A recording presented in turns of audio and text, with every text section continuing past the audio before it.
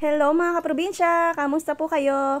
Ayan, for today's video ay samahan nyo po kaming magpahibas nitong munting palaisdaan na ito. Maglalagay po kasi ng panibagong similya ng tilapia, kaya kailangang alisin yung mga dating tilapia na nandyan. Tingin. Ala, kadaming igi. Marami siguro dyan sa baba. Ang daming igi. Ledeg. O, nakadikit sa sanga ng kahoy. Marami siguro yan dyan sa ano? Sa putik. Mamaya pag nahibasan, mga patay ng ledeg. O. Sarap to. Sa mga Ilocano dyan, shout out. Ang lalaki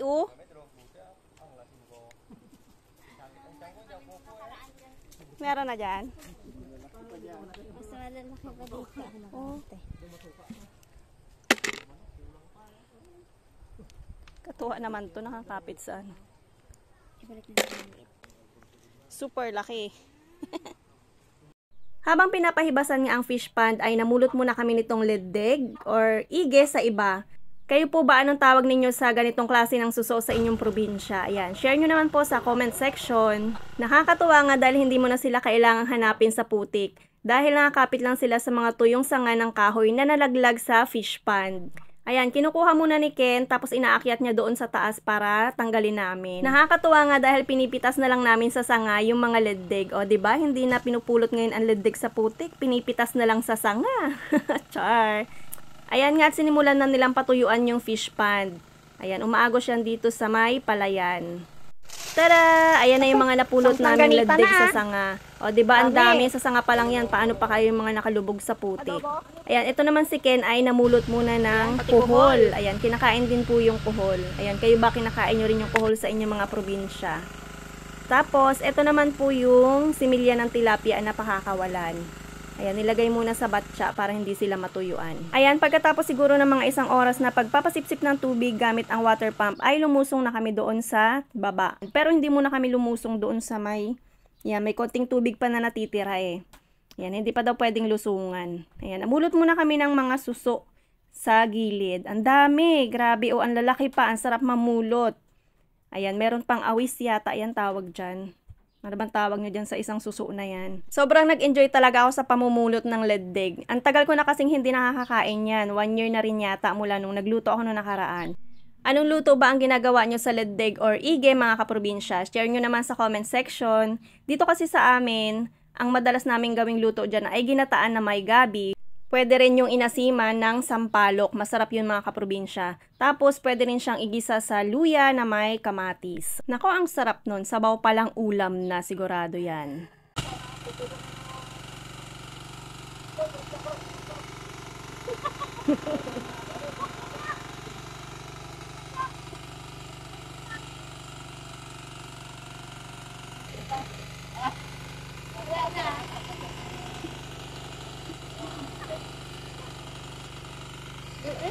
Palaka!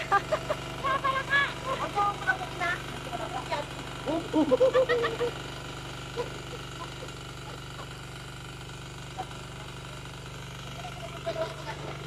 Makuriti ka! Ayan, at niransak na namin ang fish pond. Kanya-kanyang pulot na. Ako talaga, suso ang pinupulot ko.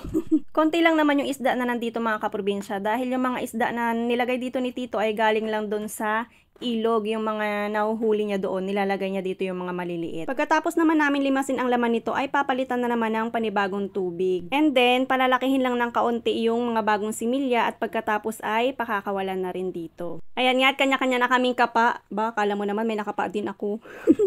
Oy, meron din ako nakapa, dalawang tilapia. Marami-rami rin palang laman itong fish pond na ito. Akala ko nga ay konti lang. Mga nasa 5 kilo din siguro yung mga nakuhaan namin. O, ayan, di ba? May nakuha din ako, isang tilapia. Sobrang nag-enjoy talaga ako sa pangangapa dito sa fish pond. Lalo na siguro kapag maraming laman yan. Dami din? Dami. Magdadasal ako na po. Mahigit kumulang din. Mahigit kumulang. Ledeg, madami. Hindi ako na paborito ko yan. Sarap sana gabi, no? Nang gabi si Tito Nat daw. Mga meron, dapo. Tingting meron doon. Walang ganyan dyan muna eh. Bus mo dito sa Osop ng gana. Para magkaalaman na para mabili na natin ang alak.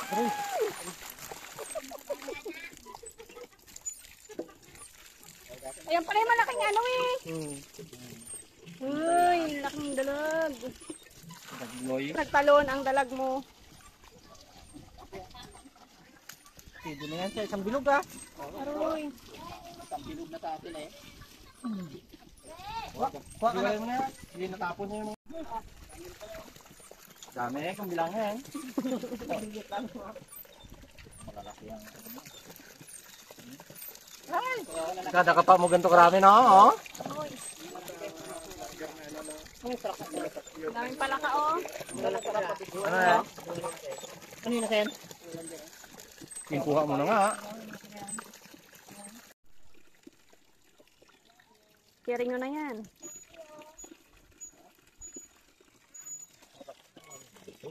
Tilapia.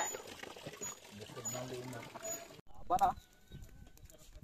Kalaki man ang ano to. Eh, Ha? hindi man magsakto yung bato. Magtumbling yan dyan mamaya. Tadaan, ay dahon pala. Dahon lang yan. Puhol.